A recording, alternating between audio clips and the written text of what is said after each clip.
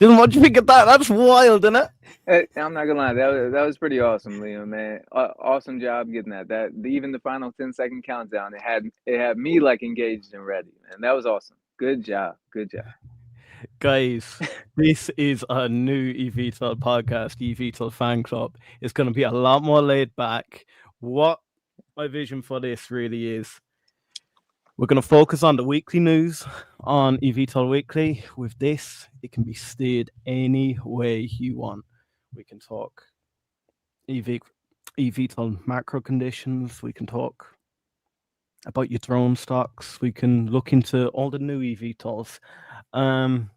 We seem to be getting an awful lot of new stocks coming to us on eVTOL Weekly, and I thought instead of flooding eVTOL Weekly and not giving the guys what they want to see, which is the weekly news, why not bring a separate podcast called the eVTOL Fan Club, and it's run by the fans. That's not saying you can't ask us questions in eVTOL Weekly. Still feel free to do that. But do you know what? I'm quite excited for this. It's going to be so relaxed. Dylan, I want to say something. Happy Father's Day, brother. Thank you, man. Thank you very much, man. It's a blessing to have this day. I guess transparently, it's a tough one and a joyous one. Really kind of like the first real one without having my father. So condolences to anybody that's going through this day without. And then also just beautiful to have my son. So anybody that has a son or daughter, happy Father's Day to you as well. Thanks, Liam. Yeah, thank you, man. That's dope. Thank you. No, no problem at all. You do a great job. Do you know, guys, every time we have Dylan on, now and again you see his kid, I'm not going to name him, but you see his kid come in, and do you know what? It brings us a bit of joy. He's going to be a hustle brother one day, 100%. Absolutely. But, yeah, to be fair, it's quite a hard one for me too. As you guys know, this channel was my father's idea. I lost my father back in August time, suddenly. Mm. So yeah, it's a bit of a bitter one for me. But you know what? I've been flat out trying to research both the eVTOL industry and Rocket Lab. Guys, you probably haven't seen me for a while. I have continued to do eVTOL Weekly. You'll see Reese has taken over the eVTOL side of the project. And I think most of you guys know Dylan here. We've had him on a good few times now, but Dylan is now one of the Hustle Brothers. And you know what, Dylan? I believe you're going to start doing your own individual videos if you're comfortable with doing them. It gives us a lot more scope when it comes to Archer Aviation. Look, we can do them together. It doesn't really matter. But yeah, you give us the ability to start ramping back up in the eVTOL side. Because as you guys know, we're also running daily Rocket Lab content with another creator, Christopher. I'm still in two minds. Do I run a stream after this? Because Christopher's having a bit of a hard time at the moment. And it's one of those, do you know, it's a bit weird going in there without your, I don't know, right-hand man. Dylan, you've become my right-hand man in the eVTOL space. Reese has been quite busy lately. So at the moment, you'll see a lot of streams with me and Dylan on it. Reese will be back, I promise you guys. But he has been putting out some quite good videos. Yeah, absolutely. Yeah. If you get a chance to check those videos out, drop them a comment. Let them know, obviously, if you're liking them and loving them and missing live Reese also. And yeah, it's going to be awesome to get Reese back live. And thank you, Reese, also for doing everything you're doing on the back end as life is absolutely busy and hectic and all that all too often. So yeah, I commend you, Reese, for keeping that foot down and providing that content to the community. It's really helpful. Honestly, it's so nice to pop in and catch those videos. So thank you, Reese. Reese, to be fair, you've been my crutch in the eVTOL space at the moment because look, not gonna lie, I have heavily been focusing on Rocket Lab and I need to get back into the headspace of eVTOLs again. Do you know, it was one of those where I felt like my investment in the eVTOL space seems to be going quite well at the moment. I seem to be comfortable with my Archer and job position. I seem to be try to assess where I am in the Rocket Lab space. Where am I prior to this launch? Do I want to increase my position anymore, or do I want to focus even more on eVTOLs? But guys, you're not here to listen about Rocket Lab. You're here to join our new podcast, eVTOL Fan Club. Guys, if you were here, what did you think of that intro? Do you know what? It was actually pretty weird doing it, because you're trying to put all this thing together, and you're like, this is a bit hard, you know. And then you're like, I don't know how some of these guys do some mad stuff, but no, to be fair, No, you did a great job. another addition I've done. So if you see top right hand corner, at the start of every stream, it's going to tell us how many subscribers we have. Let me get an update here so I can get a live update for you guys as we go throughout the stream, and that is already looking good. It looks like you guys are loving the new podcast. Let me just share my screen here. Do you know, when I don't stream for a while, it does confuse me. Yes, we've jumped up 10 subscribers. Guys, thank you so much. Yeah. I have a few things we can go over, but I want to sort of let the chat dictate where we go with this.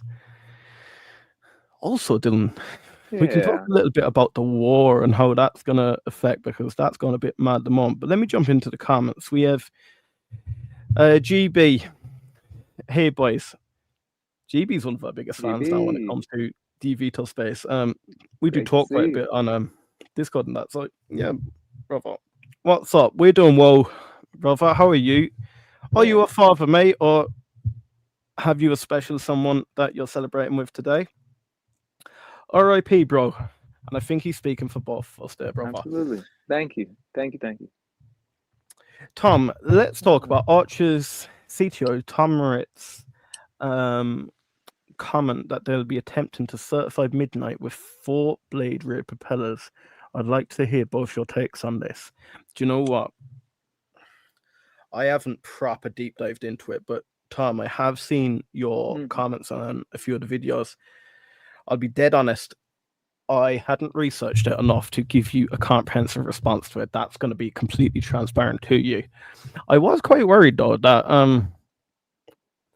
from my understanding, what they're doing with their test flight and their conventional takeoff and landing, that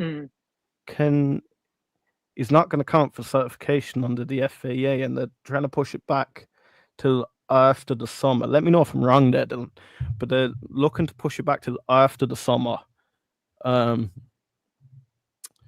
What are you thinking? You know, I think really in the last year, Archer kind of has been a bit ever changing. You know, I think when you started covering and I really started tapping into Archer, it was really more the commercial business that they were interested in. And then they kind of evolved to Archer Defense, which rolled out, and then subsequently the partnerships with Andrew and Palantir, which kind of showed a little bit more strength in that government capacity as well. For me with Archer, I always do look for their guidance and see if they're backing up through either what they're saying on their quarterly earning calls or just any memos, press releases that they put out as well. Again, you know, we were kind of all sold on the idea that these were going to be the electrical vertical takeoff and landing. But right now, I'm kind of in between, but still have to kind of just for me, I'm kind of giving Archer credit for what they're succeeding in as opposed to what they're lacking in. I do feel that there is some success, and I'm just curious as maybe it's a new company, it's an emerging company in an emerging industry. So as kind of the battle is going down between the deliveries of the aircraft, are these going to go to GCAA? Is this going to be something where the U.S. government steps in and says, no, we're going to want to take our hands and have these delivered to us prior to those getting to the UAE? Is there anything that may happen in these next 2 months that would get in the middle of that delivery? So not necessarily the aircraft build, but again, just maybe the political back and forth between the U.S. wanting to be the first with the eVTOL, or even for any defense applications that if Archer is to scale and build, even right now, just I'm going to keep it really simple in the 3 to 5 midnights. And if those, so it would be interesting to hear, and this is the speculative talk, so this is kind of more just the, who knows, might come true, might not come true kind of talks, but it would be interesting to see if they pulled out of any of the launch editions and then what they plan to do with those vehicles that were going to be going over to the UAE. And then subsequently, if that would have a major shock impact upon the stock, and then what the investors were, I guess, happy with the company and the momentum they were taking forward. Um, and to that time, obviously, I agree as well. I need to get more into understanding the mechanics between the 2 and the 4 and the biggest difference. And can Archer be successful, even if they went with a VTOL type of aircraft until they were able to continue to develop out if they went forward with a CTOL aircraft and went and continued forward with further development in their VTOL range. So I really think it's going to come down to application, who Archer is going to sell these initial aircraft to, and really what that customer's desire to use for.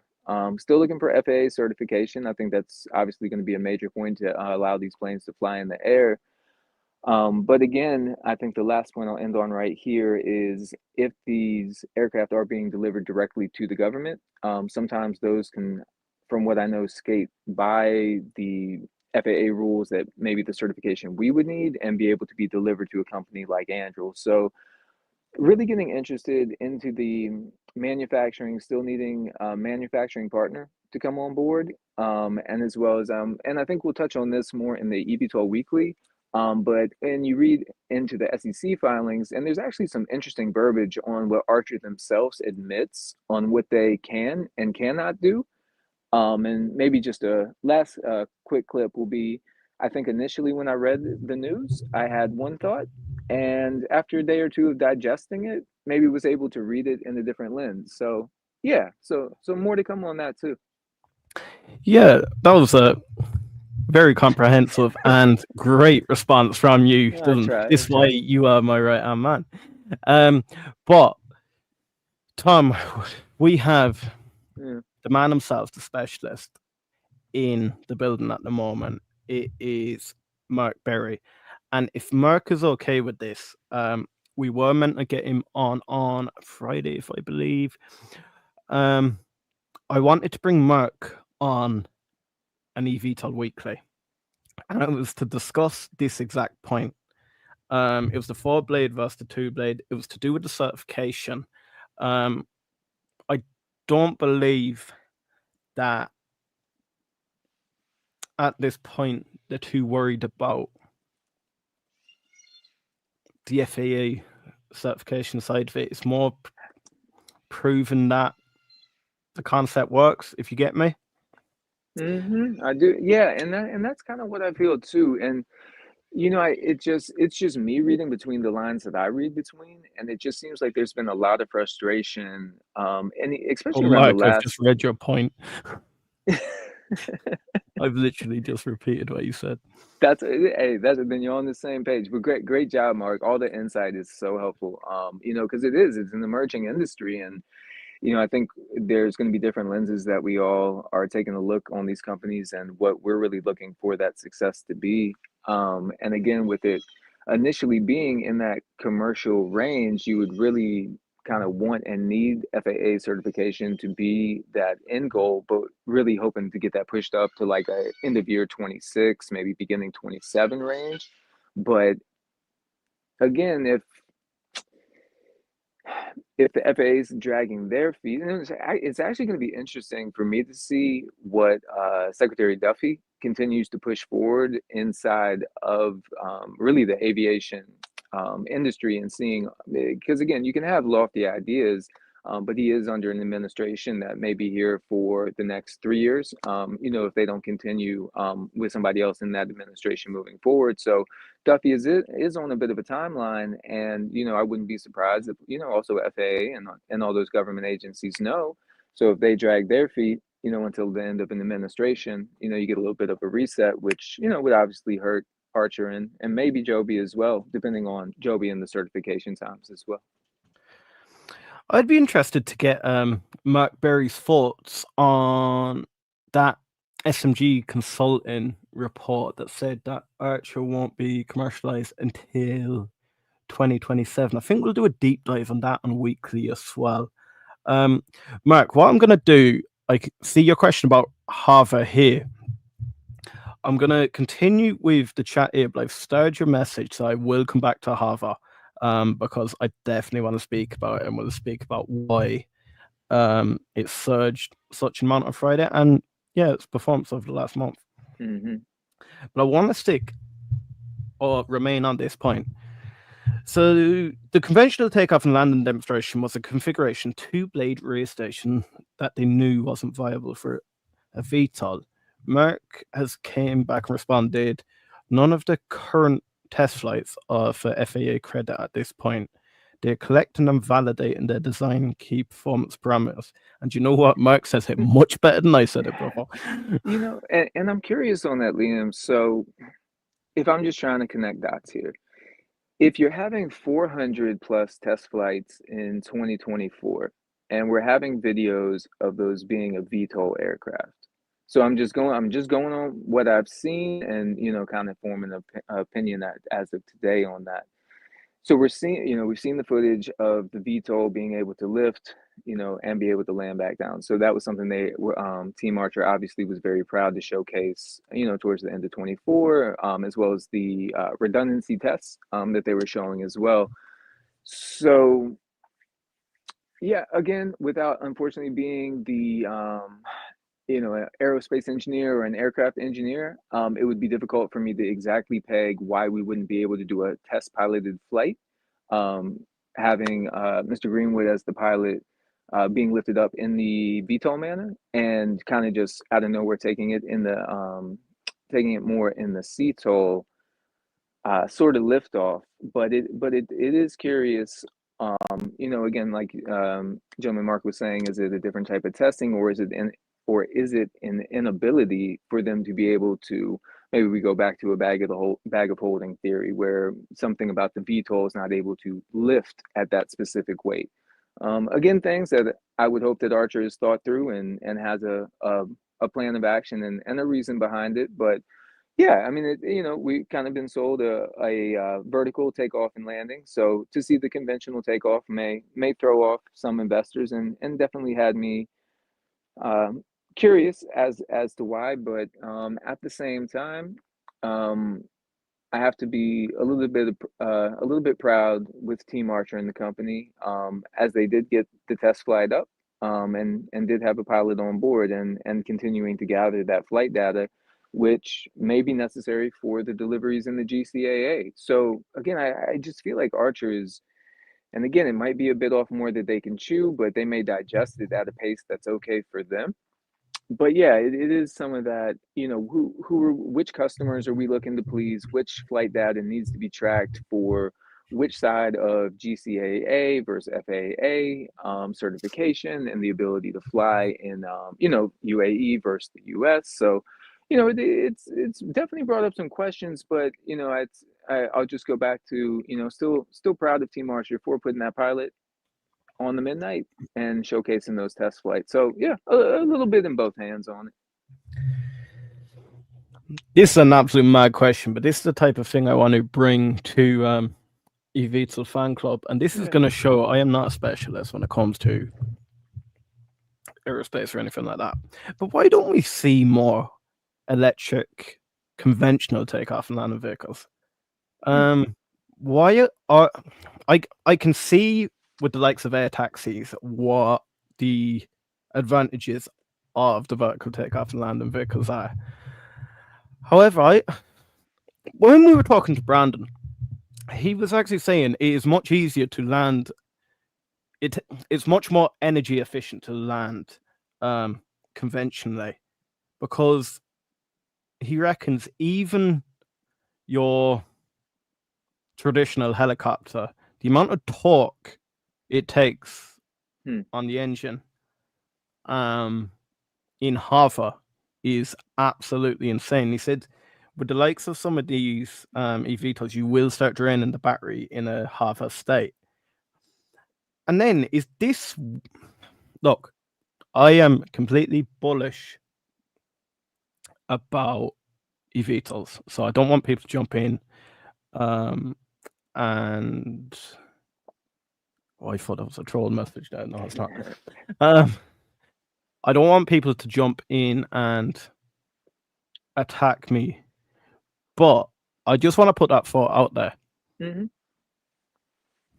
No, I think it's great, Liam, and I honestly, it's really a part of why, and obviously I appreciate you bringing me on and being able to talk my opinion, but something that's kept me engaged, with you and Reese throughout the time, because I really feel like, it's kind of the Hustle Brother mission to not only form the community, to form a community, but to also inform the community with the most factual information that we have. So, I think it wouldn't really be true to the community to sit here and continue to only see Archer as an eVTOL company, as clearly they've shown the footage of the CTOL. And now you actually have me thinking too on the sense of different use cases. So, okay, very cool if we could have the straight VTOL and hover and then transition into flight. Go ahead, smooth transition out, and you're good to go.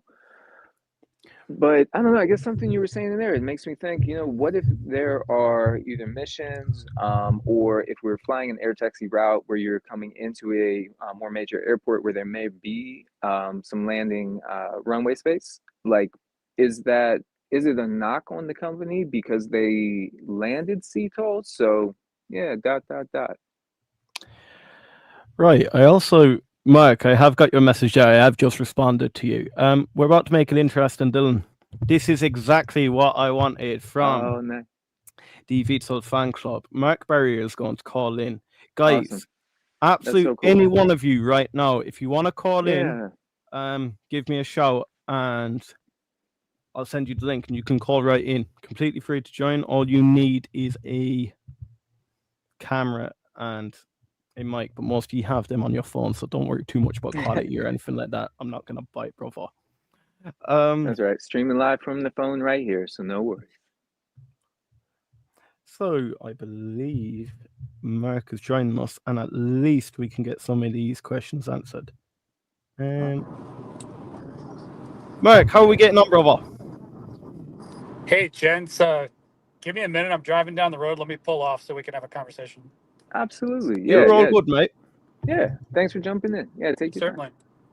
What I'm going to do, I'm going to continue with these comments here. So Tom says this was a point of contention in the short report, and I did reach out to Colport to see if we could get a representative on for an interview.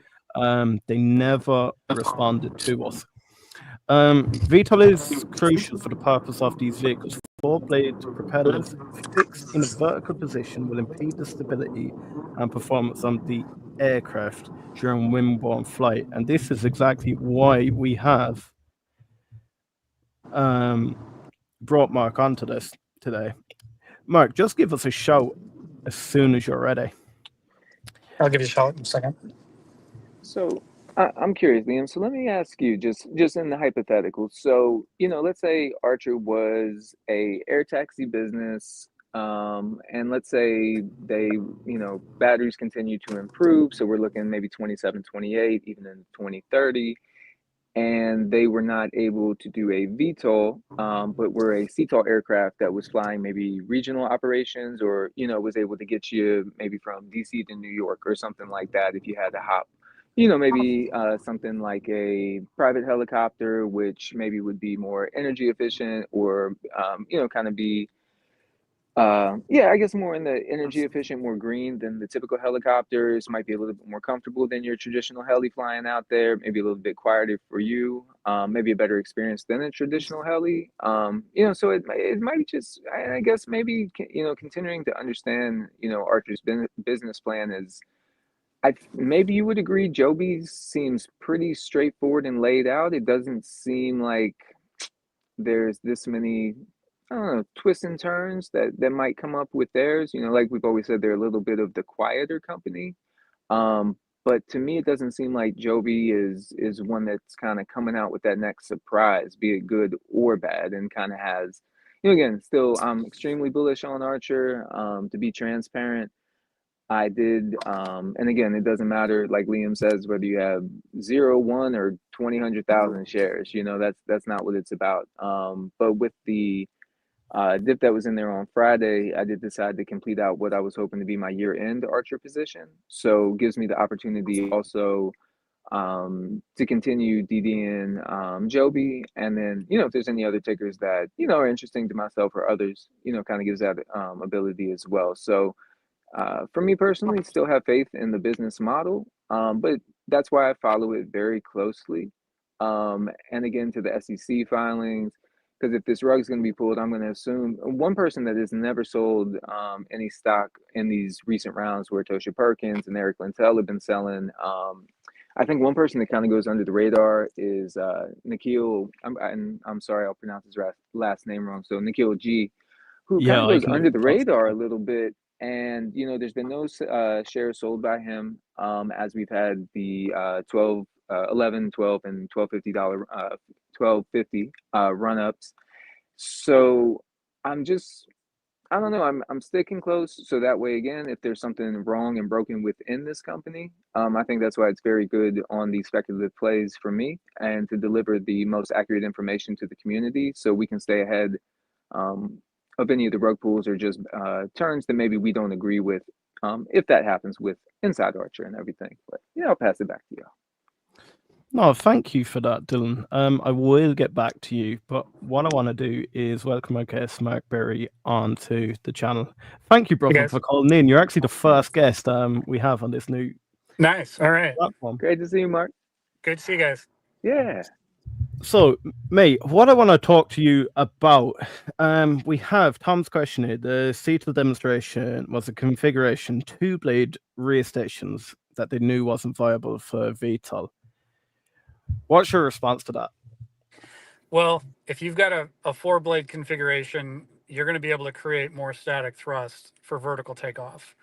And if they're using their 4-blade configuration in all of their non-piloted test flights, obviously, and they're proving that they can get up and off the ground, but you start putting a pilot in the loop, and now you're adding that weight.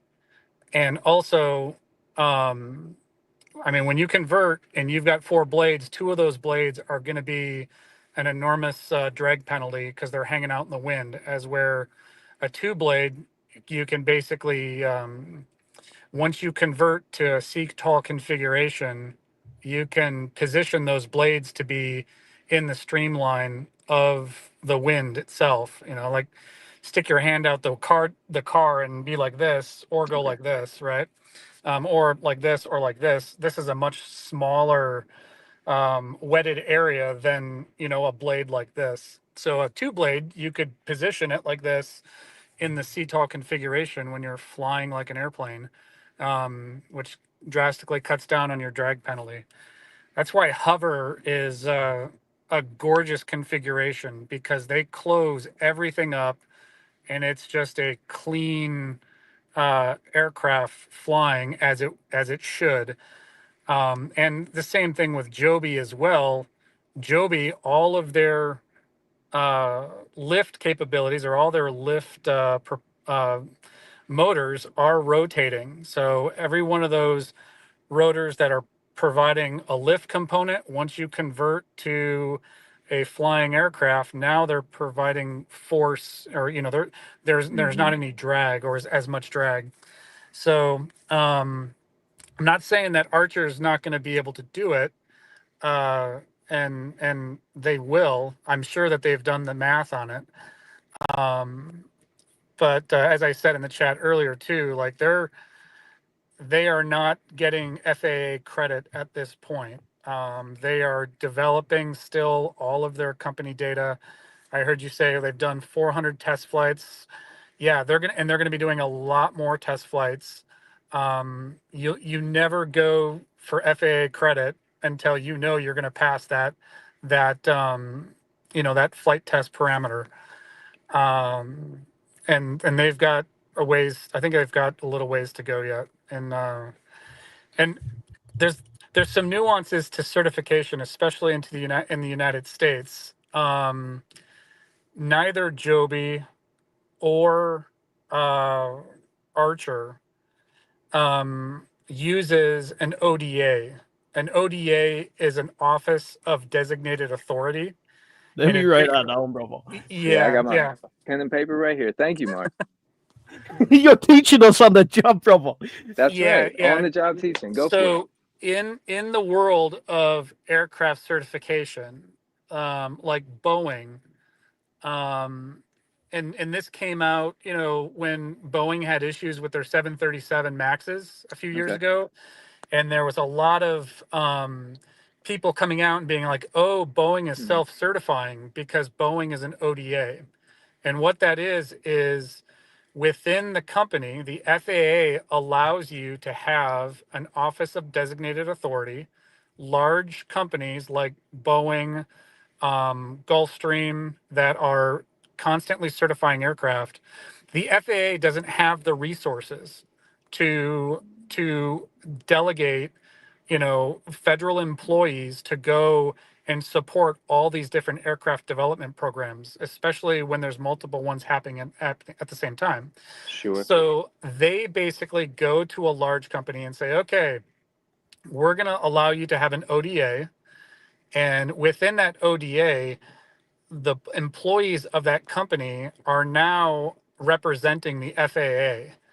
And those employees Mm. are actually held to by law. Like Mm. if they, uh, so even though you're employed by that company, Mm-hmm. you are, yeah, you are responsible, and you are an FAA representative. And there are Mm. very, very strong rules within within an internal company like that, that if the company, if you start, like, you know, fudging the numbers, or you start representing the company to where something's not safe, Sure. or it's or you're cutting corners, you can be legally liable, like in a big way. So anybody who uh, is is an ODA representative and has the authority to represent the FAA within a company, they hold a very strong weight. So this is how Boeing can certify, you know, multiple aircraft programs at once. And there are constant cert programs going on at Boeing and at all these other larger companies like Gulfstream and Bombardier. Um, Perfect example: HondaJet did not have an ODA. So when HondaJet wanted to certify, every single one of their engineering documents had to go to the FAA, and it had to be signed off. And so to jump to that, I highly doubt. I can't confirm it, so I won't confirm it. But I highly doubt Joby or Archer have an ODA internal to their design process and their certification process. So to coordinate, a lot of their coordination now has to go directly through FAA representatives at at their local office, which is a FISDO. Um, and you know, there's multiple FAA offices. There's one in Atlanta. There's one, I believe, in Seattle. There's Do you one in mind repeating Los that one Angeles. again, Mark, if you don't mind? What was the first one again? What was that? Of that location, what was the first one again? I'm sorry. Of Atlanta. Atlanta. Okay. Yeah, like there's multiple different, you know, offices that if a certification program is going to come about, case in point, Gulfstream's located in Savannah, Georgia. So their cert office will be out of Atlanta. It's kind of regionally based on where you're doing your work at. Um, so to jump forward, I highly doubt neither of these smaller companies that are just coming out of the gate have an ODA. So if you are going Mm-hmm. to you're going to really kind of be dictated by the FAA then, and their resources that they're going to be able to provide for this certification effort. Both Joby and Archer will experience this. With that said, with the current administration just coming out with the executive order saying we want eVTOL to be you know, we don't Mm-hmm. want to lag behind, that in itself could be a good indication that the government is saying this is very important. So anything the FAA needs to help push these through, is, we're going to provide it for you. If you need to hire more people, if you need to, transfer resources, that is a possibility, which is a great thing. And it is great for the eVTOL space. But at the end of the day, when it comes to getting credit, and you'll hear them say that, like right now, Joby is saying they're in the fourth phase. Their fifth phase of certification is for credit, which means they have gone through all of their company tests. All of their test plans have been approved, and they've actually run all those tests, most likely internally, so they know they're going to pass those tests. And then finally, you go with an FAA representative and you start ticking off all of these different criterias to say, yes, this is a certified aircraft at this point. And it's not until all that stuff is done and you've gotten all that credit that the FAA says, yes, you can go ahead and put passengers, and this is this aircraft has a type certification. So, Archer, and I'll Dylan, with you as well. Yeah, sure. You look at Joby. I think Joby did their vertical takeoff with pilot in the loop, converted, flew, and came back and landed. I mean, that's the name of the game for this space. Otherwise, just go build a regular airplane. So it's, in my opinion, I think Joby's a little bit further ahead of the game. But also, I don't want to knock on Archer because it's their test program. Who knows what kind of type of data they're trying to get at this point, and what is happening behind that wall. They could be, I mean, the beauty of both of them is they got $1 billion in cash, or $2 billion in cash. So Fair me point. as myself as an investor of both of them, that's like, hey, they're going to get there. They will get there. They can, at this point, throw money at the problem. And with their stock price continuing to go up, that gives them a lot of options. So, and I'll speak for both of them. I mean, I've had some colleagues that have worked at both of those companies. I have not. Unbelievably talented engineers. And the beauty of this space right now is the people that are working for those companies are extremely motivated.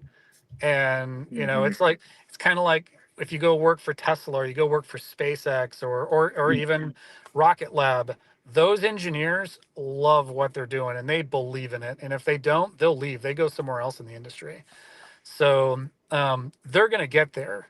It's just going to be a question. And I fully believe both Joby and Archer will get there. It's a question of when they get there. And right now, I think, I think Joby's a little bit further along. Joby's a much quieter company. You don't hear there, and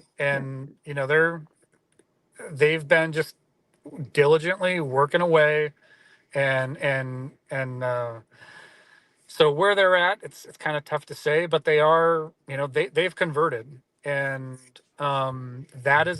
they've taken off with a pilot in the loop, converted, flown around, come back, and landed. And so that was huge. And when they did their whole hydrogen thing last summer, I mean, that kind of knocked my socks off from just a, hey, look what we've got working in the background. Because I guarantee, if they have that, they've been working on that in the background for a while.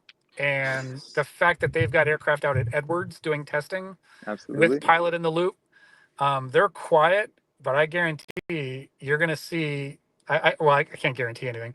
I won't say that, but I got a good indication. You're gonna, you're gonna see some really good things coming out of Joby. But also, like, I mean, you can't fault, or I'm not going to say anything bad about Archer as well, simply because they've got Anduril now. And even though they didn't say a whole lot in their conference call about it, you know, Palmer Luckey is the type of guy that he'll just throw money at something to be like, I want to get this done and get it done quickly. So, case in point, I mean, for me as an aerospace guy, I've been in aerospace my whole career. It's really exciting, and I think from an investor standpoint, it's an exciting time as well.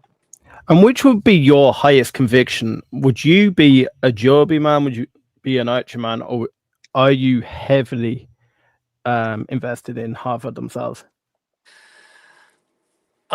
All right, so who's going to get to the finish line first? I would go out on the limb and say Joby will probably get there first. But that's also kind of a gray area because both of them want to fly in the is it UAE, correct? Yeah. Yes, sir. So the UAE does not necessarily have to say, yeah, you got to have FAA certification. Yeah, great point. I would expect they would. And from a safety standpoint, I mean, all of these rules are written basically in blood over 100 years of aircraft development, and there's a reason why aircraft in the United States are safe, and in Europe, basically just in the first world countries where they're modified. Yeah.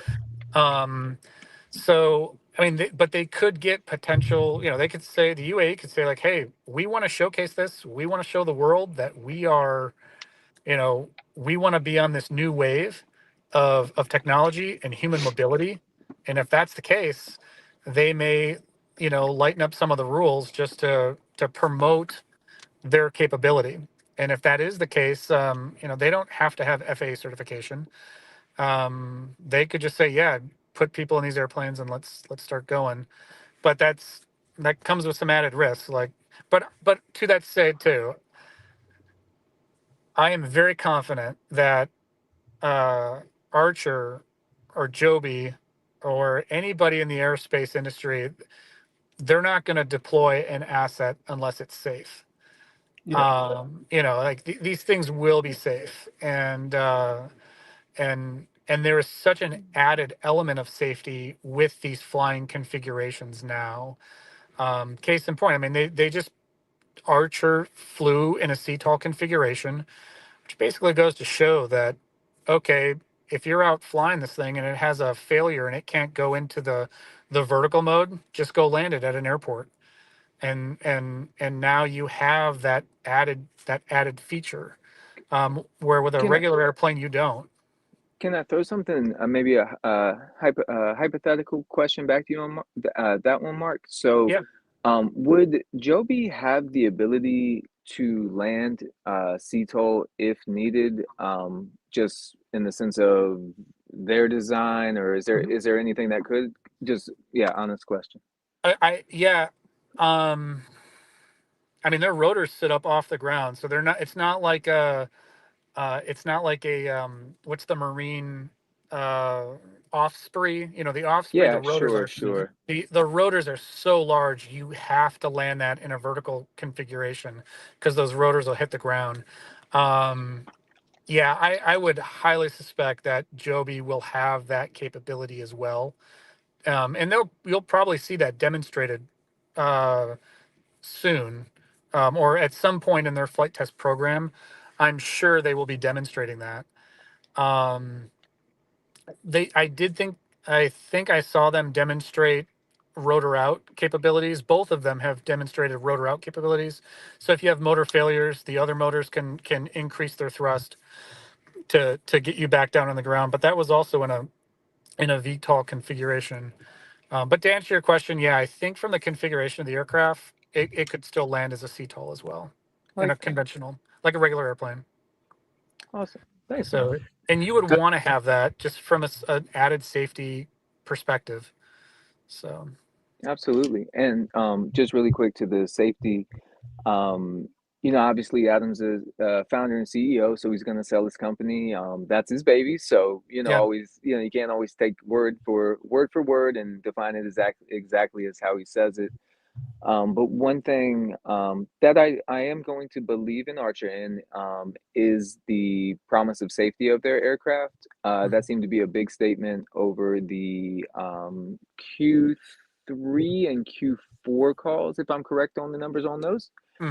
Where again they Adam, and to me, I try to read a person, see if they're feeling authentic with their words, and I've spoke kind of differently about the answers on the Q1 call with Adam, but to the safety and kind of those general analyst questions are coming in with the intro, kind of the intro statements as they would come in on the earning calls.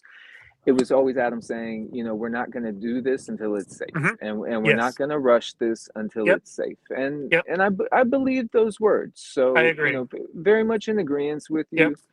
And to your point about Andrew, obviously we don't get a lot of answers there. But again, if Andrew is looking to purchase these aircraft, what? And again, this is the ... maybe, but what are they looking to? What's the application that they're looking to use these aircraft for? So, if you're now partnering in with Andrew, does a VTOL, a CTOL test, as well as the exhibit of that test, show more to Andrew? That it's. I know there are a bunch of hypotheticals. More open-minded talks on these, I think. Let me start out with this. I think that it's their first test with pilot in the loop, and if they decided they wanted to just do a CTOL takeoff and a standard takeoff and landing, we don't know what test points they're trying to attain at that point, and they have a test schedule that they could come out tomorrow and you see them take off vertically and convert and fly around and come back and land with pilot in the loop, and then that question will be put to bed. But having just a standard electric, because you had asked that question earlier about, well, why don't you just have a standard electric CTOL aircraft, and why aren't we developing that, like beta or something? And that is being developed, actually. Aero Electric is developing one of those. They're in the Manassas area, like near the DC area. John Langford is their president, and he started Aurora Flight Sciences, which was is pretty much a prototyping house. They're very, very good at prototyping. They've done all sorts of really cool stuff. And he has splintered off. Aurora got bought by Boeing, so it's now a subsidiary of Boeing. But now Aero Electric is trying to do that. They're trying to do it's extremely short takeoff, but it will be all electric. I think the thing, I don't know what its takeoff and landing capabilities are, but I think you could almost like take the thing off in a parking lot. You don't need those electric give more thrust. Electric. That's just it. With electric motors, as long as you give it enough current and voltage, the motor's gonna be like, all right, as long as I don't burn up, I'll give you as much torque as you want. Okay. Interesting. So that's why,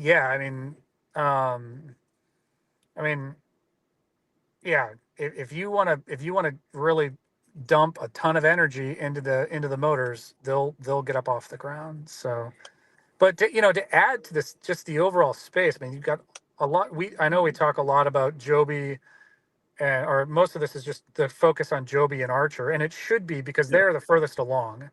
And I believe that Joby and Archer are leading the way to they are going to revolutionize human mobility. Like right now, we're at the point of like cell phones in the early 1990s where you had a backpack, right?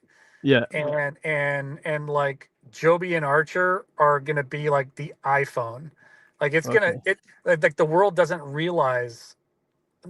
I go around and talk to people about this, and they think I'm crazy that you're going to be able to get on your iPhone and go to the top of a building in probably a few years, and immediately get transported to 15 to 30 miles away. Does it worry you? I know when we were speaking to Brandon from HOVR, he said it can be quite difficult to. So with HOVR, they're more or less producing the aircraft and selling it to your service provider, where Joby and Archer want to run their service, and as he said to us, like, running a separate service is completely different. It's a completely different business model. It doubles everything. We like to say, like, Boeing, Airbus, they don't run their own airliner. Yeah. So, I think there's even a law against it oh, is there? for Boeing. Yeah, I will check. Let me look into that. Next time we talk, I'll Yeah. speak to that. But I believe there is, because back in the day, I think like Pan Am was part of, or there at one point you had an OEM which was also providing the service, and I mean, you haven't seen that since the very beginning of large transport. So I don't know if that applies though. That does not apply to Joby or Archer. They'll basically get a charter 135 certification, and that will allow them to provide whatever on-demand service they want to. There's different. There's like a 135 charter in the United States is something another process someone has to go through with the FAA, and that is all born also on safety and maintenance records and having people in your organization to make sure that these aircraft are going to be taken care of. Like myself, I'm a pilot. I could go get a commercial rating. I just can't go and just start flying people around and advertising for it. Yeah. I would have to get a Part 135 charter, and then I could provide that service within the bounds of that 130 that 135. And that's what Joby and Archer will most likely do. It'll be an enormous charter service. And that can allow them to then be vertically integrated, provide the service, control everything. But yeah, to Brandon's point, that's a whole other business model. That's a whole other aspect of the business. And that yeah, it's just which direction would you want to go with something like that. I'm sorry. Next time we interview Brandon, you're coming on with us, brother. Okay, I'd love to chat with him. It was a great interview you guys did with him last time. No, thank you.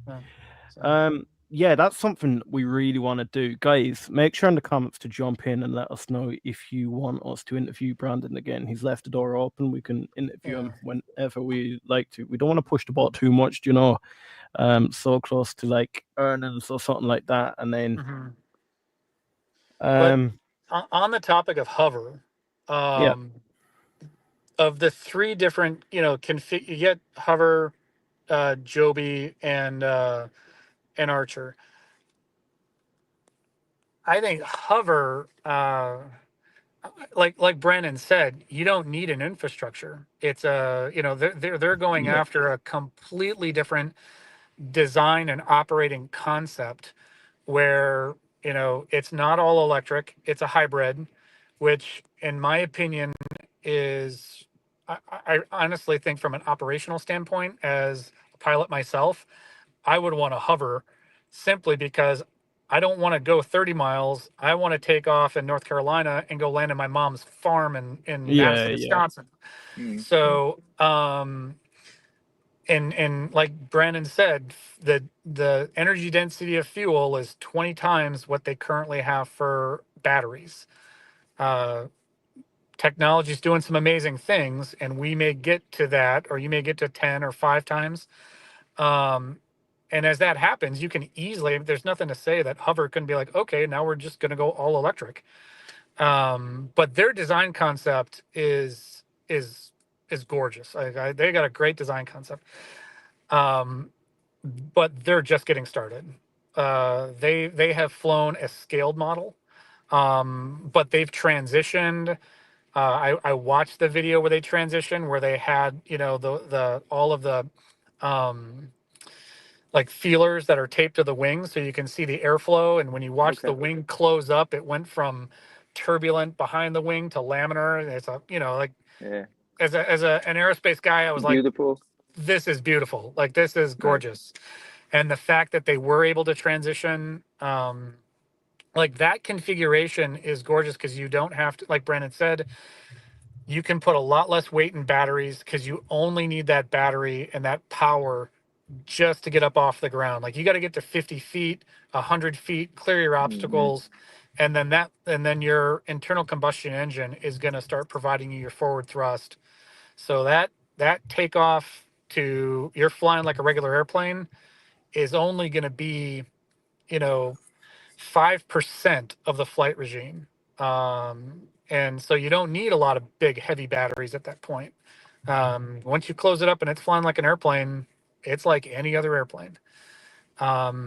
And that's why, too, like their wing design to where everything closes up, there is no drag penalty at that point. Well, there's a drag penalty, but it's a drag penalty just like any other normal airplane. Yeah.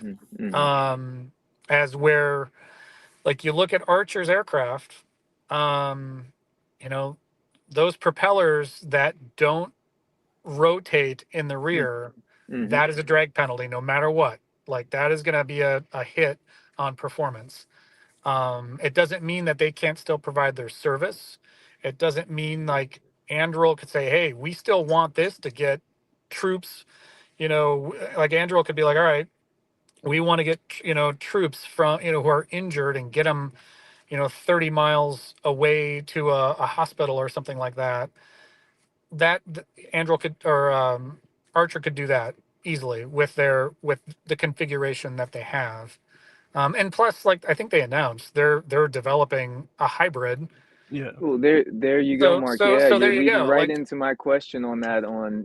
If you did put the hybrid powertrain into the yeah, Midnight, I'm thinking, and I'll let you be the expert, obviously, on this, but I'm thinking extended range, yep, higher speeds, yes, and yes, again, more use cases yeah, that, and do you mind if I throw a random one at you, Mark? sure. Okay, this is going to be a double one, so I apologize. How difficult is it when you have your aircraft, if you have two different powertrain systems, one Mhm. that's hybrid, one that's fully electric, to be able not to convert like one aircraft? It's like you would have your design, but it would be the powertrain that would be different for Mhm. like who you're selling that aircraft to, or Mhm. dot dot dot on that. And yeah, just kind of is it feasible? It can basically with the aircraft, can you keep your design but run it with two different powertrains, or and also to Yeah, the I'm sorry, to the cert part of it? Can you cert your aircraft? I'm assuming then you'd have to cert it under both powertrains, or not necessarily. okay, In my opinion, two segregated powertrains is to your benefit. Um, okay, in the and again, I don't know what HOVR's configuration is, if they plan to actually just be running like an APU, an auxiliary power unit, which can basically be like like every aircraft, every um, large aircraft has an APU, and it's basically a turbine running and it's what's providing like air conditioning when the aircraft's on the ground. It's what can provide emergency services if you lose your engines. Um, and a lot of Is that research has what been. they reckon has been deployed on that Boeing 787? Is that an ATU or what? What's that? Do you know that Boeing 787 that came Yeah, down the Air yeah, India? Is yes. that what came down? That little propeller? That No, that was a rat. That a was rat? a ram air turbine. Okay. And what that is if you lose if you lose your engines, Yeah. or if you lose electrical power, that turbine actually deploys into the wind, and it basically acts as a windmill, which will provide electrical energy. You're basically just grabbing energy out of the air as a windmill, as As the a last airplane. resort. Yeah, yeah. And in that instance, that ram air turbine deployed automatically. That's just a feature on the 787. hmm, Um, what caused it to deploy? There's speculation at this point, but Yeah. it deploys automatically. So there was some major malfunction. There's a lot of people that are saying that it was both engines failed, which is what then deployed the rat. But yeah, an APU and a RAD are two very different things. Okay. An APU is just it's literally a turbine engine which is inside the airplane, which is running. Mhm. Like if you go to the airport and you're looking at the plane sitting on the ground and you see a bunch Mhm. of, like, it's really loud, it sounds like there's an engine running, but the main engines aren't running. That's actually the APU running. Interesting. And that's providing air conditioning. It's providing, electrical power. It'll provide hydraulic power as well if you have engine failures. So, but in the context of powertrain configurations, you could just have a dedicated APU, which would then be running as an engine, and it would just be spinning a generator. And then that's where you could then be getting your electrical power to either power your batteries and keep them charged, or you can be uh, or you could just be running the power directly to the motors. But this gets a little bit more into the engineering. That's not that's not the most like you're doing in the world of engineering. Like, every time you have an energy transformation, you lose Sure. efficiency. Okay. So, like the most efficient thing for an aircraft is just you've got an engine running and it's a direct shaft to a propeller. If you go from, all right, let's spin a turbine and then run an electric, and then create a generator to then go run a motor. You start having these levels of degradation and inefficiency. Okay. What I don't know what Joby did when they proved their hybrid. When they flew on hydrogen, they Yeah. demonstrated their hydrogen flight last summer. That was last summer, right? I do believe so. Um, I think it was. It I know was 20. Yeah, it was. Yeah. it was, like July of last year. I Yeah. was, yeah. Basically, just go look at the stock price and see when it peaked, because that. But yeah, I don't know if they were running off of a hydrogen fuel cell. They were most likely running off of a fuel cell, and fuel cells have been around since. I mean, we went to the moon on fuel cells. Okay. That's what provided electrical energy in the Apollo days. And those are also, I mean, a fuel cell can produce an enormous amount of energy, and just run off of hydrogen. Um, but all right, so to get back to your question, like from a safety standpoint, though, if Mhm. you just have a single fuel cell and that's providing power to all of your motors, that's your single point of failure. So if that thing were to fail, you got a real problem. Yeah. If you have a segregated powertrain where you are, let's say, for example, you're using electricity only for your vertical takeoff and vertical landing component, but then you're using just a standard engine for flying through the air. Now, um, say you get up off the ground and you take off and you're cruising at 20,000 feet or 12,000 feet, and that motor fails, that's flying, that your internal combustion engine fails, that's Mhm. Mhm. that's propelling you through the air. Well, you've just become a glider at that point, and now you're going to glide down to a safe landing zone. But the beauty of it is you can deploy your electric fans to Mm. slow you down and bring you to a hover and just set you down. And that is what is, I Right. mean, what kills anybody in an aircraft accident? It's speed. So, um, yeah, someone just said it was a fuel cell for Yeah. Joby. So, with that said, they were still running all of their, and that would make sense because their configuration is all electric motors anyway. Um, but so back onto my point. But then also on the flip side, if you were flying, say you just get off the ground and one of your motors now starts to fail, your control logic can say, "Hey, we just had a motor failure. Okay, the other motors kick in and you set back down." So it's a non-event. Yeah. Um, and and if you're in flight and the motors can be monitored, and Yeah. if they can be like, "Hey, there's a failure in this motor, we're not going to be able to go into a vertical landing configuration." Now go land it just like a regular airplane. Just go to an airport with a runway and go land it like a regular airplane. So, and then to even add more to it, you're out in the middle of nowhere and you have some, your main thrust motor fails. You go land the thing in a field somewhere and, Sure. pull up a semi truck next to it and vertical take off and land it on the truck, or go bring in a new motor. You're not going to lose the aircraft because it lands, Interesting.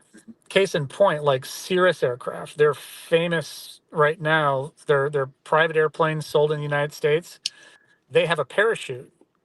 So if you get in an issue, it's a single engine airplane, and it's the most popular selling airplane in the last 20 years Yeah. in general aviation. But you pull that parachute, you've totaled the airplane. Okay. So with VTOLs, you Yeah. are adding a much, and I'm sorry it's taken so long to answer this question, No, you're No, doing you're great, fine. man. Yeah. but No, no. to having segregated power systems or segregated power trains gives you an added level of safety, to where you would want to be able to either hold a hover or burn off all your speed in a hover and come down and land, like, or I'm sorry, you want to glide down and then burn off all that using your fans and then just set down. Or if those fans aren't going to work for one reason or another, you just go land at a regular airport, taxi Yeah. up, get out. So, which again, to is it Adam who is the president of Archer? Of Archer, yeah. Yeah, You Adam got it. Goldstein. Yeah, you got it. to his credit, and safety is everything. And I think that these new configurations of human mobility, they're literally going to make us a 3D species. Right now, we're a 2D species. We drive around in cars, we ride trains. Right. In 15 years, you're going to be able to buy your own, because once this hits, people are going to Yeah. want these things. Like Well, it's going to go nuts. and just like you were saying with that, Mark, and I'm sorry, Liam, I'm way over talking you, so I'll No, say you're this. fine completely. You're You're gonna so be the kind. new host of this, trust me. Nah, never, never, no. You the best. But like you were saying with the previous one, Cirrus, if I'm Hmm. pronouncing that right, Mark, Serious, yep. be, being the most popular aircraft, it just kind of, again, to my forward thinking thoughts, the 2035s, the 2040s of the world, would something like an Archer Midnight or a Joby S4, be available for public purchase, private ownership, and that be something that, again, maybe based on range, Uh, and it's so interesting because I feel like we're in this kind of middle ground where we're leaving maybe a more EV administration. So we're in an administration now that maybe is mhm. willing to kind of go towards the hybrid to the skies and not Yep. having to be full EV. And then, which there's a few companies I want to do a little bit more research on, but with the battery technology continuing to increase, it's almost like, okay, we have this idea that we're selling right now, we're still knowing that this isn't a come to fruition by tomorrow Mhm. company or, operations. And again, I want to dive more into like the Molly cell connection. And there was two things on the earnings call too that I'm looking to get a little bit more info. I actually had randomly saw this interview. I believe I'll call him the CEO. I'm not exactly sure, but the CEO of Beta. Mhm. And I remember, and I was going to pull it up here to get the quote, but I remember in the beginning of the earnings call for Q1, two things that stuck out to me. Adam was talking about a piece of IP that they had secured, and I've tried to do some research, and I haven't been able to find out what that IP was that they secured. So I'm still very curious about that. And they Yeah. brought up Beta Technologies on that opening statement as well. And when I saw that interview, I mean, the Beta CEO was basically talking to the analysts, and he was like, "Hey, you want to come see our flight or test facilities. He was like, I'll fly, pick you up, and we'll take the whole electric flight right on back, you know. So I don't know as much on their testing and range, but yeah, go for it, Mark. Yeah. So a CEO can say that, and he can do that. Because I think Beta just flew passengers. Oh, okay. It just literally came out. A buddy of mine sent it to me the other day. So Beta can, but it's an experimental airplane. Right now, all of these aircraft that are flying with an experimental ticket on it. That doesn't mean that they can't put passengers on it, but those aren't paying passengers. They're not, so when you see, when you start seeing people flying and they may be dressed up as just civilians and, oh yeah, we're flying passengers. Right. You're not getting paid for that. That is, at least in the United States, you're not getting paid for that. So now the fact that they proved that they could take 4 people and fly them someplace and land them, that's an enormous accomplishment. And it's a fantastic PR accomplishment. But right now, Beta's aircraft is is an experimental airplane. If you were to, go and look at any one of these airplanes, it's going to say experimental somewhere in the cabin because it's not certified yet. So did I answer your question about that with Beta Yeah, and no, their type absolutely. teams? No, absolutely. And I'll just kind of wrap up the thought so it wasn't so ambiguous as well. No, but absolutely, you filled in so much color. So yeah, Yeah. thank you, Mark. Absolutely. Yeah.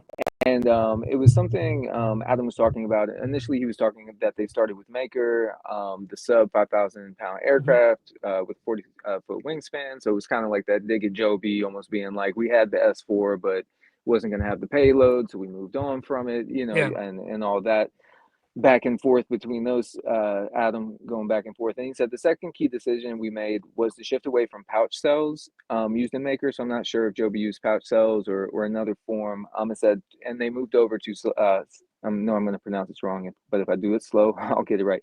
Cylindrical cells used in Midnight's battery pack. And the decision was made based on decisions were made based on concerns on safety and the reliability of the pouch cells that were available when building Maker, and because they were the resources were generally Chinese suppliers. And it was saying the above battery packs, and this will get into the Beta part. The above battery pack concerns were around safety, certification, defense, and tariff perspectives. This led to the decision to partner with Molicel on aviation specific variant of their cylindrical cell that offers both high power and energy density. And so just yada with that, and the cylindrical cell is being used by others across industry, including Beta. And the advantage that we, Archer Beta, FAA, and Molicel get from this is the joint effort of sharing tests and reliability of data across programs. So Yeah. That just sounds like they're looking ahead to, okay, all right, what's going to make the most sense from a energy density, supplier base, and also, recognize any of these batteries are going to have to also be certified. Like to use these batteries on any of these aircraft, they'll have to go be certified, and their processes will have to be certified. So that might have been their reason for transitioning to a different battery type. Could have just been, well, we're doing this so that we can get through cert. sure. But yeah, I I didn't really read into that. So, or I didn't. I don't know. See, this is it. I don't know a That's whole why lot we're a about. team, Mark. That's Yeah, I okay. don't know a whole Yeah, lot yeah. about battery technology other than, you know, V equals I times R. So, No, that's okay. Yeah, but no, this is great. but with that said, Yeah. yeah. But again, I think, like I was saying to Liam, like I think we're in 1992 with cell phones Yeah. right now. Like this space is so early along, but there's some big money that's already looking at it. Like, the woman that runs Arc Invest, Sure. she's constantly coming out and like, she's like, I'm big on self-driving car. I'm big on, humanoid robots and automation, and I'm big on eVTOL. Yeah. So, Kathy Wood, that's her name. She's You got it. constant, so she's throwing a lot of people's money at this space. And I think that, so to answer your question too, you'd asked, well, what is this going to look like in 10 years? I think in 10 years, you already have the automotive industry getting more involved. Um, you've got, Joby is teamed with Toyota. Correct me if I'm wrong. Yes, sir. Yep. And then Stellantis is teamed with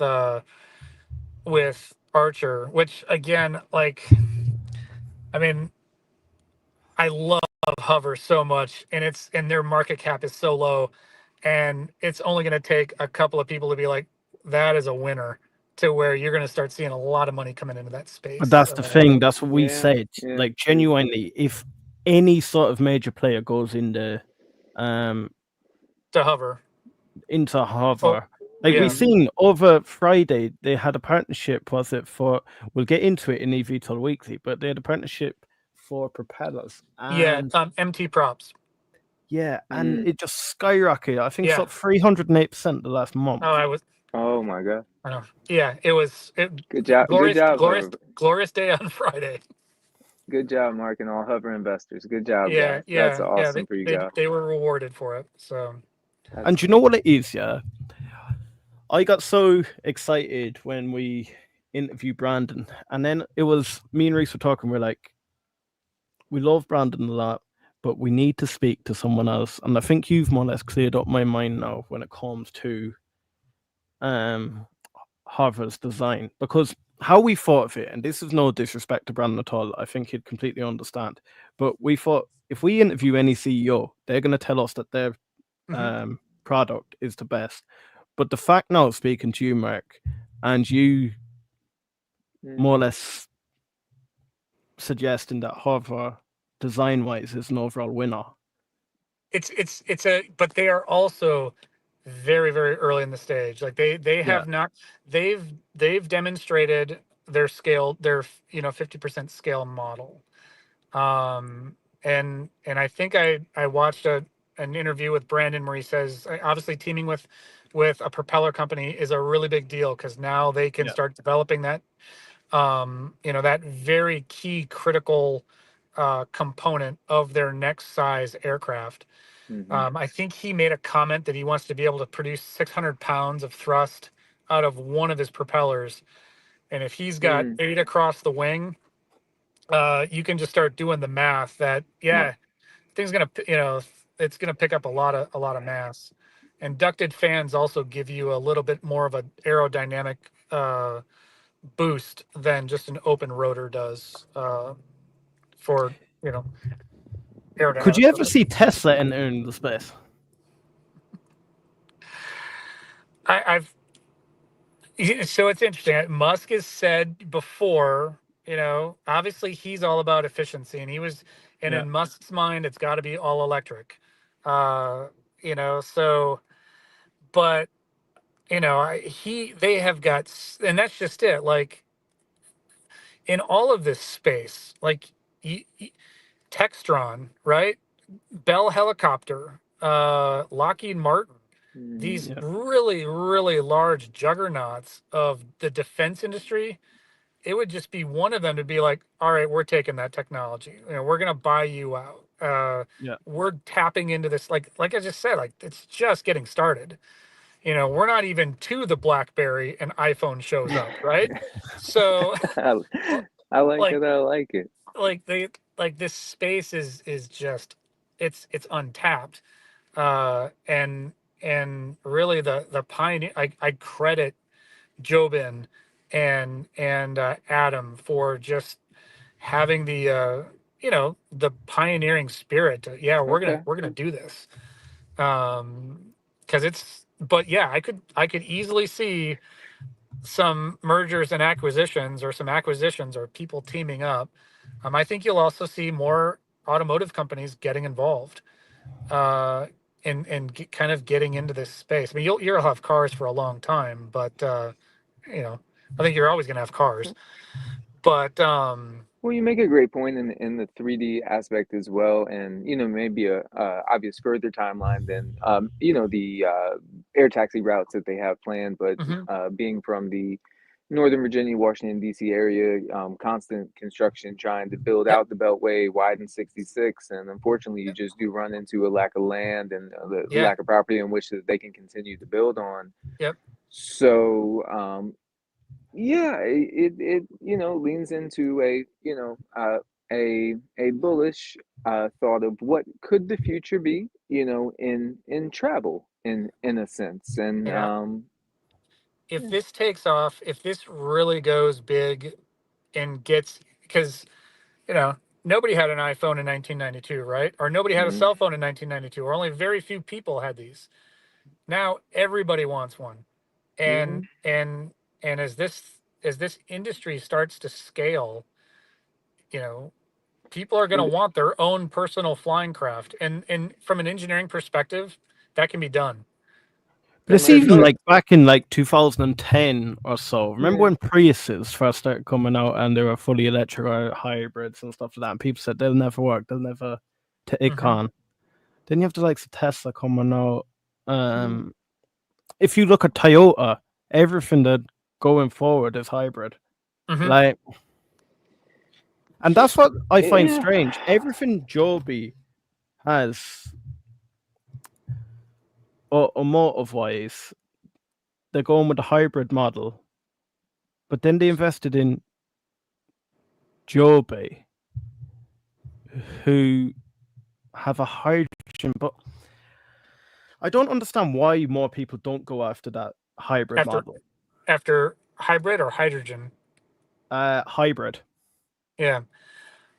I think the industry will shift to that model. I think all electric, especially in the Bay Area, Yeah. it's just, if you're not all electric, you're not going to be, you're not going to In be the accepted. Uh, sure, and sure. I think that it is, and I'm all for that.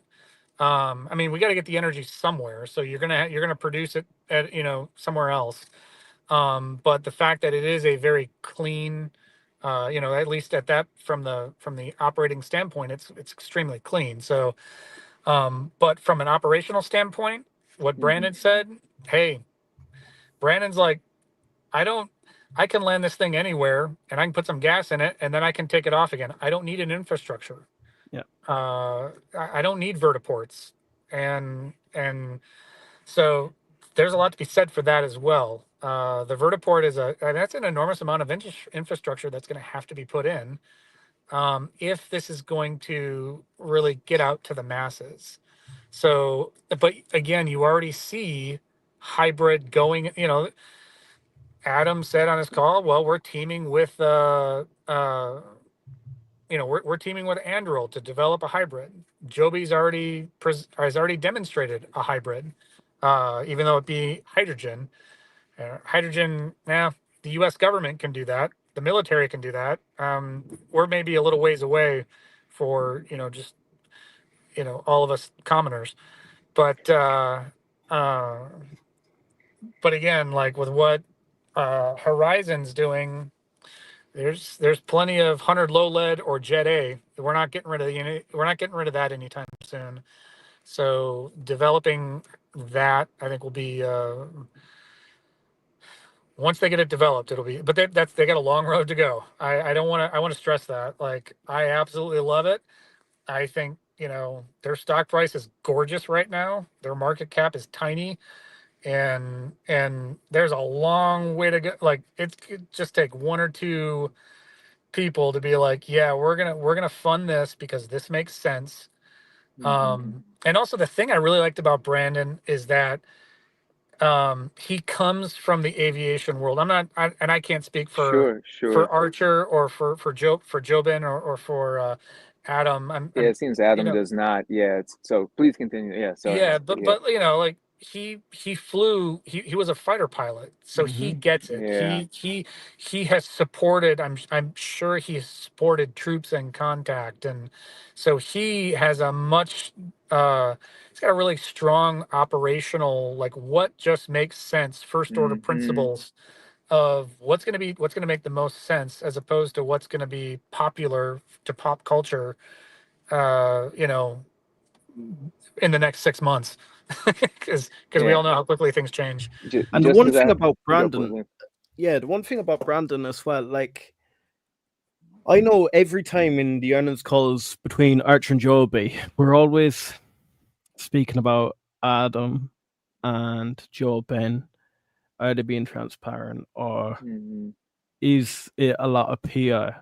I can promise you, and this is hand on heart, we went into that interview with Brandon, and I'm sure he won't mind me saying this either. Look, as content creators, we have to go in. We're not allowed to just go in and off the cuff go, right, Brandon, what's this, what's that while we're live. Yeah, Yeah. yeah. No matter who You got to treat tells it like you an that you're earnings allowed call. to do that, you are Yeah. definitely not allowed to do that. Yeah. Yeah. So we go into the interview, Or we you go can do into it the once. Yeah, exactly, no Mark, right? once, Yeah. live. Yeah.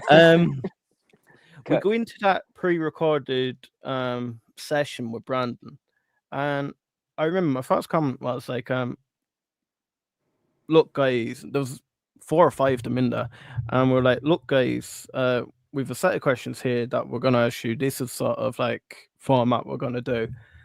And Brandon's first words to me were, don't worry about what questions, I'm an open book. Yeah. Yep. And it was like, do you know what? Yeah. Straight away, we just Yeah. sat talking for 30 minutes then. It wasn't nothing Yeah. about the stream whatsoever. And then the stream was just completely natural. And it was just thoughts off the top of our head. I gotta say, you know, I'm an American, but kudos to the Canadians. That's just a Canadian too. Like, Yeah. they're such genuine, and I'm not saying Adam and Jobin are Oh not. no, I know Yeah. what you mean. Yeah, But I'm with you on he that. was very, very, yeah, very, very straightforward, very matter of fact. It was a fantastic interview. So, Oh, thank you for that. And honestly, guys, you two, next time we go and interview Brandon, 2 of you guys will be on it. that'd be great. We'll make sure to schedule a time that fits all of us. Guys, I don't know about you, but Mark's going to put me out of a job because I have been very, Yeah, very quiet today. And when I'm quiet, I am interested. He's got that's me right. captured. Guys, make sure to show your appreciation to Mark. I And Mark, appreciate it. you know what? Yeah, stay in contact with me because we're going to get Yeah. you on YouTube, brother. right. Yeah. You definitely, you're too good not to be on YouTube. I appreciate it. I Great genuinely information, Mark. could. I could sit listening to you for hours, brother. Yeah. I appreciate Chat, it. please back me up on that. How Yeah. much do you appreciate, Mark? Look, there we go. Julie got you. Is he a YouTuber on X? Julie's on X. He's under. Hey, is it Julie. Mark Berry? Yeah. So I have to disclose. I'm at that age where, like, you know, I sit next to a coworker and I'm like, "What do you use?" I still use Facebook, and he's like, "No, you use TikTok or Instagram." And I like, actually just getting in touch with you, Liam. I was just kind of like, "All right, how does this work out?" Like, I got on X just so that we could communicate, because I'm getting too old to know how to all this. It's okay. I literally created an X account for the same reason. Yeah, Don't exactly. worry. You're no I'm just worries. like, all right. But yeah, bear with me a little bit as I'm learning, this, our forms of communication. Absolutely. The crowd is speaking. Offer him a contract. Offer him a contract. No. My biggest thing is just I love, me personally. I'm a private pilot. I have my own experimental airplane that I fly around. And I just have been an aviation junkie my entire life. So, That is awesome. and I'm just really excited for this new dawn of human mobility, product mobility, and, as long as we don't rid ourselves as a species, we're gonna there's going to be so much money to be made. It's a really exciting time. So, and I apologize, I'm talking from my car. No, Ah, no, no, no, no. Do no, you know no. what? Great, Makes it not great count, words. honestly. I'm Yeah. driving back to Savannah, Georgia today. Oh, Oh, yeah? beautiful, beautiful, Where have you beautiful. been? I have a house in North Carolina Oh, and okay. a house in down on the coast. So I'm headed from one to the other right now. Did you get caught in a bunch of rain driving down there, or good weather? No, not yet. I hear Okay, some good, pretty good, strong thunder clouds behind me right now, so it may start raining. But I'm driving today, so it doesn't matter. So good, good, yeah. good. You're in DC, Dylan? Yeah, just about 5 minutes. So I'm on the Northern Virginia side, but yeah, it's just Okay. 5-10 minute drive. Will get me right into the capital and such like that. All right. So yeah, always one of those places that you see the planes fly in and people come in and see all the amazing things in DC, and I can Yeah. sit and talk to my wife Friday night and my son, and we're just like, what do we do this weekend? There's nothing to do, But then Maybe we I'll. get sporadic, and yeah, Yeah. we go hit a museum out in DC, and yeah, no, it's all Yeah. it is awesome to embrace that. Undog Direct. Julie said her son is a learner's license and has. Oh, that's fantastic! Tell him to don't quit. There's a huge. Awesome. That's another aspect of this is Okay. the pilot demand, pilot in the loop. Right now these aircraft are going to need to be certified with a pilot in the loop, and I don't think. I mean, I know AI is really taking over, but from a safety perspective, all of these aircraft are most likely going to have to be certified with a pilot in the loop, especially if they're flying people. So, Julie, your son is going to have, whether he 20 wants to years fly old. Jobies or Archers, or he wants to go fly for the airlines. The next 10 to 15 years is a fantastic time for pilots. Um, I just Well, throw that note in there. and like you said, Mark, with just kind of the age we're in, t- time we're in, where like you're saying, with the early '90s, with development of cell phone and what that tech is now today, kind of with the AI boost and everything, I almost think it, could be comparable, up to everybody to decide, but back when we were logging on the internet, signing into Yahoo, and it was a thing, and you could have Mm-hmm. invested into Yahoo and that, but to some it was a novelty, and it was just something, it's a disc that we got in the mail, and all of a sudden we're connecting to the internet. But then Mm-hmm. and like you say with the iPhones, and maybe that's also kind of like a forward thought I have. It's like, me, as much as I want to just go back to a flip phone and say I don't care about the iPhone, well, when I renew, I am getting a new iPhone. So it's like, unfortunately, as much as I'm like, oh no, I'm not going to do it again this time. Yeah, It's been kind of, fortunately or unfortunately, kind of integrated into our culture, and it is. it's like Mm-hmm. when you don't have that, you feel without for some reason. So Yeah. it'll be interesting, with that commercial adoption. Uh, and I think Adam says the market survey research. I might be saying it wrong, but something around that verbiage of the market survey research, to really understand, is this something that, yeah, is going to just be as common, and by the time 2040, by the time my son is 18, this is already going to be something he's seen on TV since he was 10 or whatever the age Yeah. is. And also, to the piloted point, I agree with you very much, where, I think I was saying on another stream, for me, I would hop on a midnight with a pilot. To hop on today with it strictly being AI flown, Mm-hmm. I would be nervous, Yeah. Yeah, I would. and even if that aircraft was flying all AI and it was just a human pilot sitting there that, like, literally couldn't even flip a control if he wanted, but Mm-hmm. it's like that human, and Yeah. that's just It's sometimes like the by train nature. conductor on the elevated train, and yeah, they're Yeah, just sitting up there for the ride. Yeah. exactly. Yeah. It's like, But buddy's there's still somebody up here. there. Yeah, there's somebody Yeah. up there that looks official, flying this thing. Yes. So Yeah. no, I think it's great points, They're and Julie, yeah, bless your son, and all future successes. Yeah, all good energy sent to you and your son. Man, um. Tom says, let him know if you're ever near Asheville.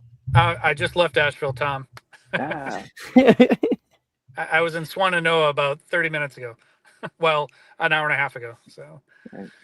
yeah. Right, I want to show everyone exactly what Mark has done for the channel. If you see top right corner, started the stream, 2,460 subscribers. Guys, look at that. You love him. Yeah, appreciate Mark, it. you have done absolutely amazing, brother. You are always welcome on All any right. one of our streams, whether it's More than happy to eVTOL, contribute.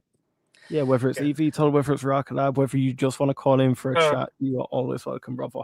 Yeah. So full disclosure too. Like I started following you, Liam, because of Rocket Lab. And Oh, just yeah? oh yeah. I mean, I'm an I love eVTOL, but I'm also very closely, I'm a big Rocket Lab fan too. They're, Nice. you know, some of your, I love the content that you guys are producing, and you guys are going to definitely be a success. Anything I can do to contribute, don't be afraid to let me know. So, Brother, you can come on any of our okay. Haze Club streams, honestly. Yeah, definitely. Yeah, if you haven't, keep up No, the I Haze was shows going are to awesome run too. a Haze Club tonight. The only thing is, Christopher is not doing great at the moment. I think he has some Okay. Well, we personal wish you issues good. going on at the We moment. wish you So, good, Chris. Yeah. Chris, we want to Absolutely. give you a big shout out, brother. Do you want a sponsor of the channel? Mate, I always want a sponsor of the channel. Thank you, brother.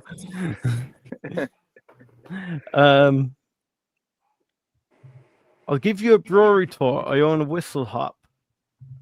Okay. And I think you some give him the beers. Just invite, don't Mark. drink and fly. All right. I think maybe you need to come down to Asheville and we'll do a live from the brewery. How about that? Is there any rules against that? Do you know what? You know, That wouldn't be a bad shout, you know. convince people we could go around and start asking, hey, we could go on the street and just do like, Jay Leno and just ask questions like, hey, have you ever heard of an eVTOL?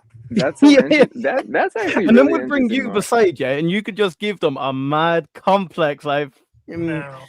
Oh, mate. I like that, man. Hey, Or that's go do really it in DC. I'll come up to DC if you want. We could just go and start asking people like, hey, what have you ever heard of these things? This this is what your but world's going to look like in 5 years. but I think that's great, and it's again, it's so new, and it's so, I mean, it's so interesting. It's like you have me that got into it for reasons of just, and like I've said, I had no clue of why this company paid whatever they did to Usher to get a commercial, and that was like a year before I was even investing in the company, and that was like the Yeah. only video I could find. And I'm just like, seems odd that they're going to spend that money. So let me at least see what this company's doing. And, the more unfolded, I'm like, okay, I like the technicals and, the potential inside of Archer. And Yeah. then, having you is so much like flight time for you, Mark, having that angle of an investor. So something that's maybe Yeah. attracted you towards the space as well. And, Liam as well, with, the Rocket Labs and the eVTOLs, it's so interesting to see what does bring somebody in their interest, either to the retail space and Yeah. also, like you said, kind of informing that public that may not be in the know. And I'm also curious, and I need to follow up on this, where I do want to start tapping into like United and Southwest earning calls, because I'm really curious what kind of guidance they give, because they're Yeah. slapping their name on the side of these. So I'm curious for their share prices, or I'm sorry, shareholders or stock prices, if there's anything of that forward guidance where they're like, we're doing this and booking this, but hey, within a year we expect this Yeah. out of our eVTOL, and Yeah. what. Yeah, so That's a good definitely point. a few more earning calls, and go for it, Mark. Yeah, When you start seeing the customers like United, or there's Archer being the launch customer for the Olympics. yeah, Like if they start promoting this, you start seeing this on television or promotion. I think that means that they're a lot further along. They are getting close. United Pro, the large customers aren't going to, like, Delta is not going to say, yeah, we're going to offer this in a year. mm-hmm. If they're not confident, they're going to be able to support it in a year. Very much So, agree. but it's a great point, that when you start seeing it expanding outside of the engineering Yeah, ecosystem and getting just into everyone's consciousness, it's going to be, have some A fun powder, ride. because there's some money to be made. I like that. I like that, Mark. That's really cool. I like that view. I Yeah. like that. What Best saying? So Vast CNC said, "I'd love to hear your thoughts on the hurdles to adoption. For me, it's sound and range, recharge, turnaround." I've said this before. What my biggest thing for adoption is. It depends how quick we get them out. It is so the likes of Archer, you say they're heavy on PR and that, but they're not hitting that older generation, and the older generation that are stuck in their ways. And I don't know. I always said, like, could you imagine your granny going shopping on an eVTOL? Right. No. However, as we start moving on, the lecture PR starts working, and the younger generation are more likely to try new things. If we're looking at like a 2040 full ramp up, where look, we're even 2050, we're in every city in that. The likes of the older generation that have never heard these eVTOLs are starting to sadly die out. And then the younger generation that have seen the likes of, say, they do get to the 2027 Olympics, or they do start flying in New York. These are much more likely to, I don't know, get on one of these eVTOL aircrafts. And then, as we've said, with the adoption of the autonomous flight, I think you have to walk before you can run, as in get the guys comfortable enough with flying. Like, to me, flying on this electric aircraft, people can say it's safe, but for me, I'd be nervous the first time I flew on one. It's like letting go and let FSD taking control for the first Yeah, time. yeah, It's for the like first it's time. supposed to work, it will work, but you haven't done it yet, you know? And So it's without a like pilot hands there, still on the wheel. I would be more apprehensive than if a Sure. pilot was there. So let's put a pilot on there, get everyone comfortable with that, and then let's talk about autonomous flight. Get comfortable with the brand. Yeah, And autonomous flight is going to that's going to be a whole new certification.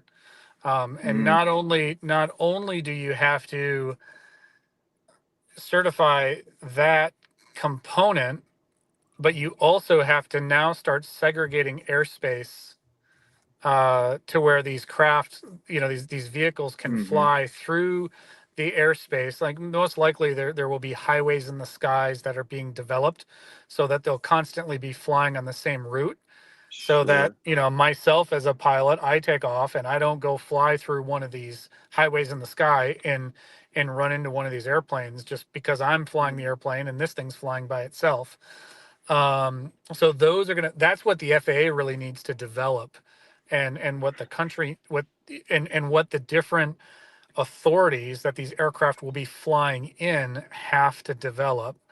So, like, case in point, there will probably be a highway in the sky from lower Manhattan out to JFK, and a Joby will fly that same route exactly. And you're going to see on an aircraft chart, UAS, autonomous, or, aircraft always flying through this area. So if you're coming through here, don't fly at this altitude, or like a don't no-fly fly. zone for that sort of situation. Yeah. Or it'll just be, again, for, everyday pilots. Yeah. You want to know, all right, I want to go flying in places. And as a pilot, you're seeing this everywhere now on the charts. You're seeing UAS aircraft flying, and there's like NOTAMs and stuff on aircraft charts pointing out where, and a lot of it is for farming. Like, you go into the Midwest, you fly over Ohio or Illinois. Yeah. The entire chart is just riddled with, from the ground up to 400 feet, there's drones flying around right now. So that airspace is going to start getting stratified as these aircraft start coming online based on what their capabilities are. And the FAA that's what's going to dictate them flying, especially autonomously. But I will say this as a pilot as well. Sure. I'm a very lazy pilot. I get 100 or I get 500 feet in the air. I'm flipping on Yeah. the autopilot and I'm sitting back, That's and fair though. Yeah, it's and good. the Yeah, good airplane and the color. airplane is much safer that way, because I've got the ability to now think ahead of the airplane. And you talk to airline pilots, like Interesting. it's company policy that they turn on and fly the autopilot shortly after takeoff, and they don't disengage the autopilot until they get to a certain point in the landing configuration. So when Love you're it. flying on an airliner, 90% of it is being flown by an autopilot. And that's actually safe. That's much safer than, a whole bunch of opinions flying around. I love how you say giving that pilot that time to be that forward thinker Yep. in that Yep. situation, Thinking and ahead of the airplane.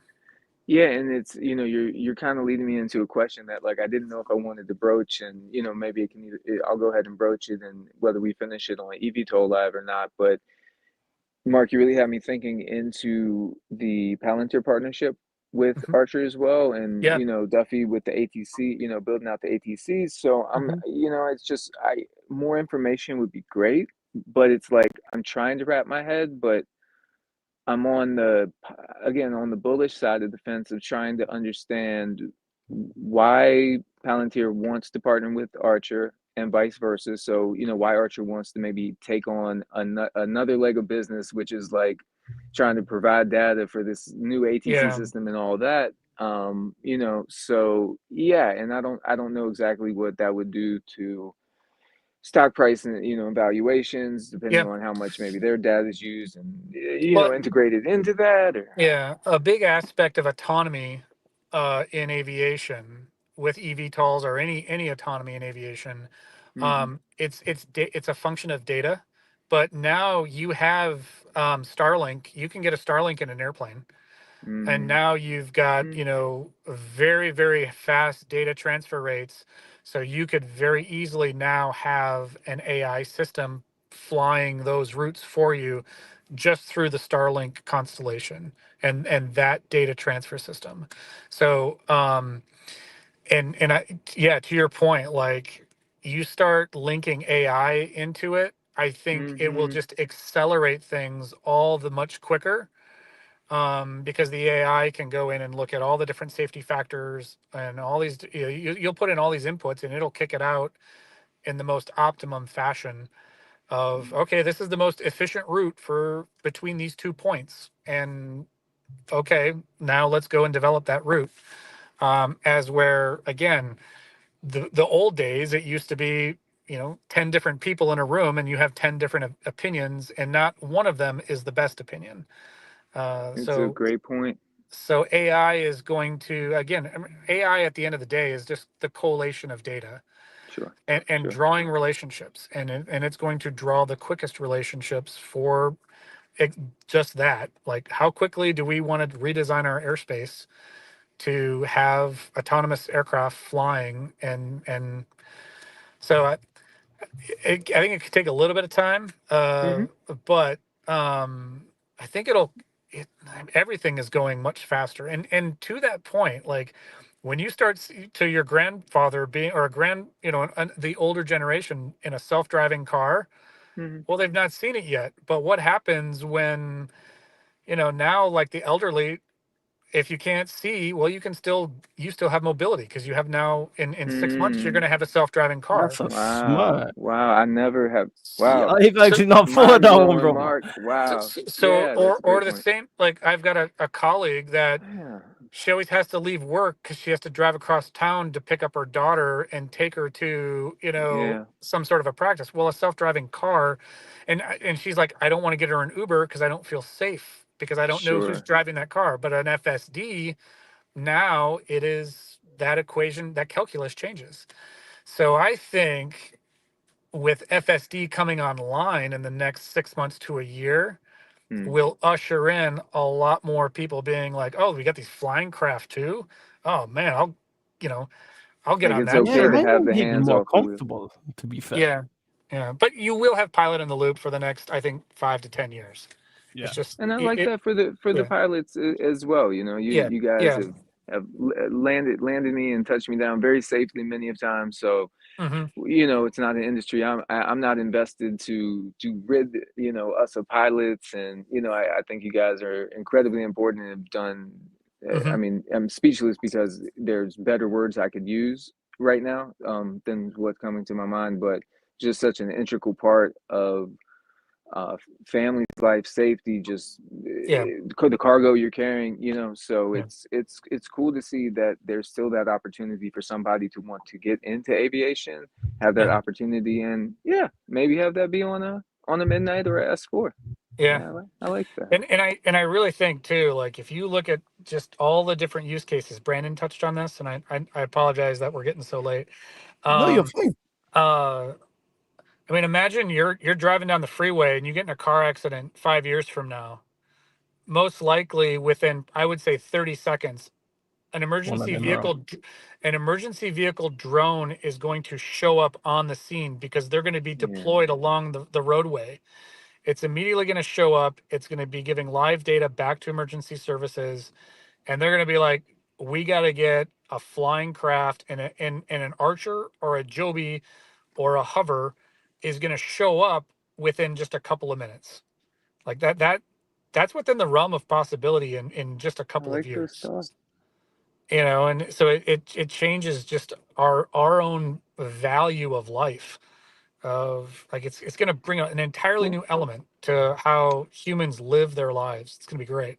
and like you say, Mark, just really quick, you know, as we talk Yeah. about the grandmas getting in the public adoption, you know, for me, you know, I'm turning 40 this year, Yeah. 4-year-old son. My time and energy, my energy is less, and my time is more valuable. Only in the sense of not I'm a valuable person, but just, you know, just Yeah. splitting the pie in more directions and such, more Yeah. slices in life. So for me, you know, if I'm looking at 2040, you know, if there's an opportunity for me to kick my feet up and maybe not have to have that mental capacity for 30 minutes or an hour to, again, for, you know, have to figure out the use case at that point. But, you know, maybe that may usher in somebody like me who is like, all right, you know, wouldn't, yeah, not to be repetitive, but wouldn't be awful to just kind of kick back Yeah. for the 30 minutes or an hour Yeah. and cruise on in. Yeah.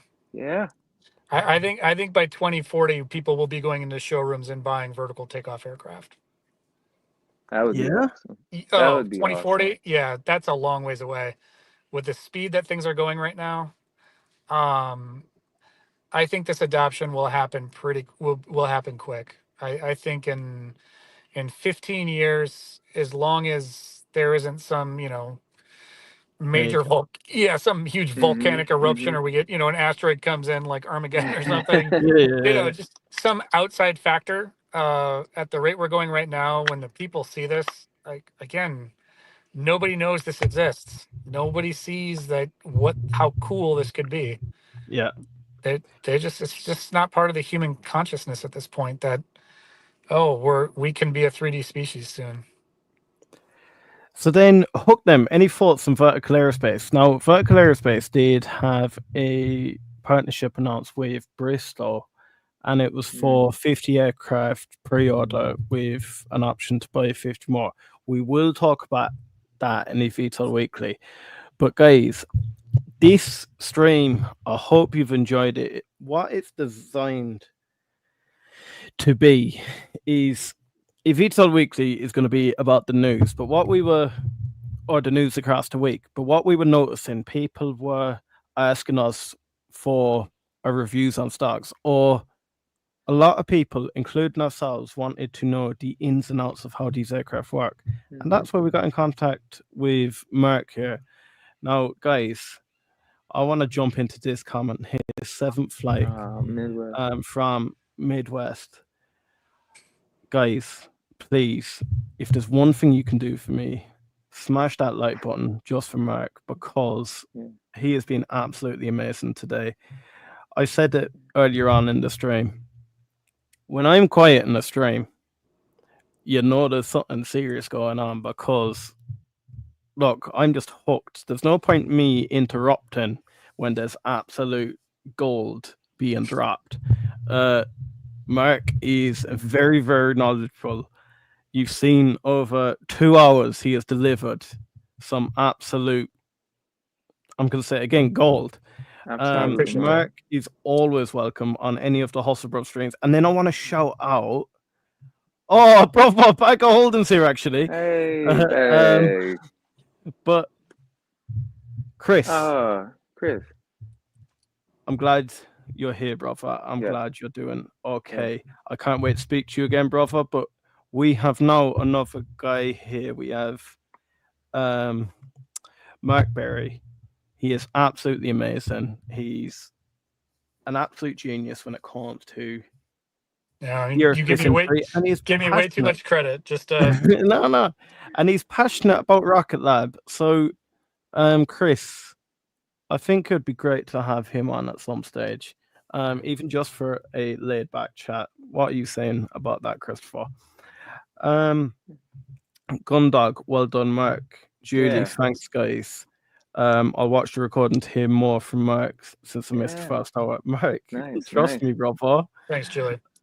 But guys, my name's Liam. I'm one of the Hustle Brothers here. We have Dylan, my co-host. Again, another one of the Hustle Brothers. And then we have our special guest, Mark Berry, who is a pilot, but he is an absolute genius when it comes to the aerospace industry. We'll be seeing a lot more of him. And guys, let me know if you want me to make him a Hustle Brother. Right, let me give you a quick correction. I'm a private pilot, but I'm technically an engineer in the aerospace industry. So private pilot. Yeah. I'm just a private pilot, so I'm not a flying big iron. So you're a pilot. Again, Mark, the color you gave in on the technicals, it just brings so much value. And again, I'm always going to do my best to DD everything I can, and then what I don't know, I'm going to go those layers deeper to learn. But thank you so much, because again, at least for me, anytime I jump on, I want to speak factual. I want to represent the Hustle Brothers brand well, and it's never about trying to pump up one stock and dump off, and down another. So, it's amazing, and thank you for taking your time to come on and really share that. I mean, you been making me smile, every time you've been talking, because I'm learning from you, and that's just so valuable. And this space needs more Marks or Mark. We got, either way, just to give you the credit. Yeah, your color is amazing. How about we do this? If we want, let's obviously stay in touch. I'm not going anywhere. I'm going to continue to watch you guys. If you have someone coming on, or you got particular questions you want me to do some research on, I'm more than happy to do it. I'm also happy to reach out to other colleagues and potentially who are going to be definitely much better experts on certain topics. I mean, aerospace design is it's like the medical field, where you have specialists in so many niche aspects of it. And I'm a novice of probably, one or two of them. And I know very little about all the rest, but I have, some colleagues that I would be more than happy to reach out to and, get their take if people have specific questions, or if, and I'm happy to come back on at any time. Thank you so much, brother. Guys, you've heard that there. Make sure to smash your comments or your questions into the comments. And Mark, we are going to stay in touch 100%, and we're going to be speaking big time. Right, guys, until next week.